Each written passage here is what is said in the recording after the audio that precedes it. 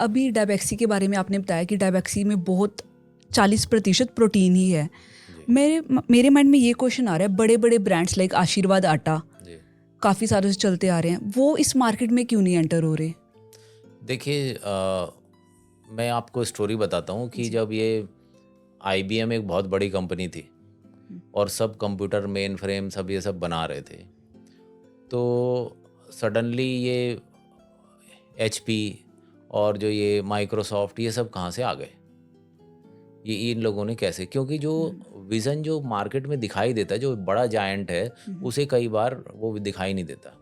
दूसरा, बहुत ज़्यादा कई बार रेड टेपिज़्म कंपनी के अंदर ही होता है। If there is a new idea they don't want to interact with. दूसरा, market size is very small when you start something and there big company. जहाँ 20-30 हज़ार करोड़ का टर्नओवर हो, 10-20 करोड़ का अगर कोई मार्केट बन भी रहा है, तो they are not interested.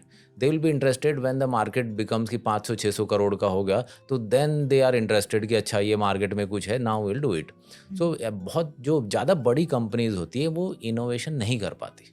Generally आप देखेंगे जो भी इनोवेशन है, जो चेंजिंग जो ये समझो समाज को चेंज करने वाले जो चेंज आते हैं, वो हमेशा ग्राउंड से निकल के आते हैं।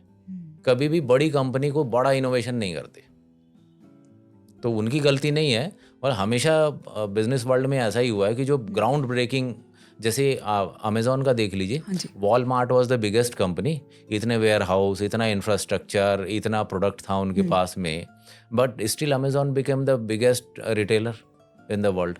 जबकि इंफ्रास्ट्रक्चर, पैसे तो उनके पास ज़्यादा थे ना। तो जो विज़न है, कभी भी लीडर के पास उतना बड़ा विज़न नहीं होता जो लीडरशिप है कंपनी में। तो अगर चाहे नेस्ले कहें या ITC कहें या कोई भी डाबर कहें, जो ये सब कंपनीज हैं, तो इनमें विज़न क्रिएट करना और कई सालों तक, जैसे मैं 15 साल से लगा हुआ हूँ इसमें। जी। क्या आप 15 साल आप इन कंपनीज में कोई ऐसा छोटा डिपार्टमेंट चला पाएंगे? आपने चलाया 1-2 साल में, अच्छा नहीं आया, रिस्पॉन्स आया बूम, तो बंद कर देंगे डिपार्टमेंट। क्योंकि they got other things to do कि भाई जितना टाइम इधर इन्वेस्ट कर रहे हैं उतने में तो हम अपने कोल्ड ड्रिंक बेच लेंगे। सो जो कॉस्ट बेनिफिट एनालिसिस में ये सेट नहीं होती नई चीज़ें, but once it becomes big then they try to buy out की कंपनी खरीद लेते हैं, ये कर लेते हैं, पार्टनरशिप कर लेते हैं। सो ठीक है, this is how world works. और एक चीज़ मैंने ये भी सुनी थी, डायबेक्सी का जो प्राइस है दैट इज़ 500 रुपीज़ पर केजी। जी मैं उसको भी प्रॉपर्ली आप एक बार अगर डिवाइड करके बताएं कि वाई इट कॉस्ट जी so much and how it's beneficial, अगर कोई इसे बाय कर रहा है जी तो it's easy to buy for a जी मिडिल क्लास पर्सन और one who can not afford, but मुझे इसका पूरा प्रोसेस समझना है। जी। देखिए, अगर हम न्यूट्रिशनल वैल्यू की बात करें तो मोटा मोटा सा अंदाज़ा लगाते हैं कि फैट, प्रोटीन और कार्बोहाइड्रेट 3 न्यूट्रिशनल कंपोनेंट हो गए। अब इनकी कीमत देखते हैं।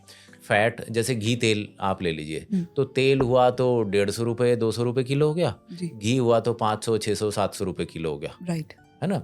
फिर हम प्रोटीन की बात करते हैं, तो प्रोटीन, वे प्रोटीन, सोया प्रोटीन, ऐसे बहुत सारे प्रोटीन के सोर्स आते हैं।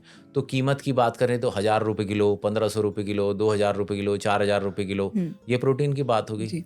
अब हम आ जाते हैं कार्बोहाइड्रेट पे। मैदा, चीनी 30 रुपये किलो, 40 रुपये किलो। तो सस्ता क्या है? कार्बोहाइड्रेट। तो जब भी न्यूट्रिशनल वैल्यू में फैट, प्रोटीन, फाइबर ज़्यादा होगा, रॉ मटेरियल कॉस्ट बढ़ जाती है। तो जो डायबेक्सी आटा है उसमें 40% तो नट्स और सीड्स ही हैं। ओके।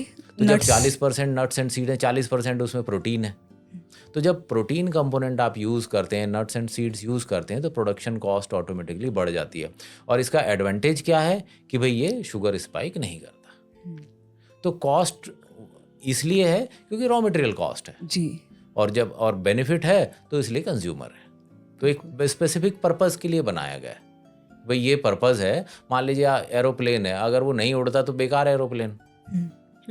अगर डायबिटीज के लिए आटा है और वही शुगर बढ़ाने लगे तो वो किस बात का आटा? बिल्कुल। तो डायबेक्सी आटा वो आटा है जिस पे आप आंख बंद करके यकीन कर सकते हैं कि ये खाया तो शुगर स्पाइक नहीं आएगा।